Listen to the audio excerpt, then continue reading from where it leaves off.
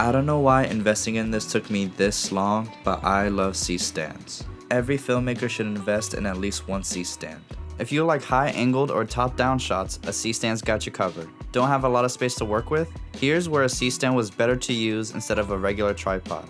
There's no room within the bathtub to use a tripod, so I set up the C-stand outside and stuck the arm into the shower to have the camera placed with me center frame.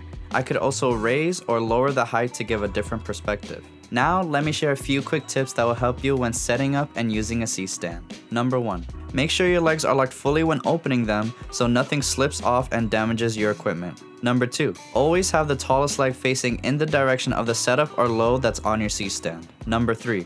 Also put weight like a sandbag on the tallest leg. That will support the C-stand the most as you don't want the weight to be touching the ground. Number 4. Make sure the knob on the grip head attached is out to the right of the stand so it tightens up facing the setup so it prevents from loosening up and costing you damages. Number 5. When you need to adjust the arm, hold and push down on the opposite side of your load when you loosen the grip so the setup doesn't fall down. Here is the exact C-stand I bought from Amazon. I waited until it was on sale and saved even more.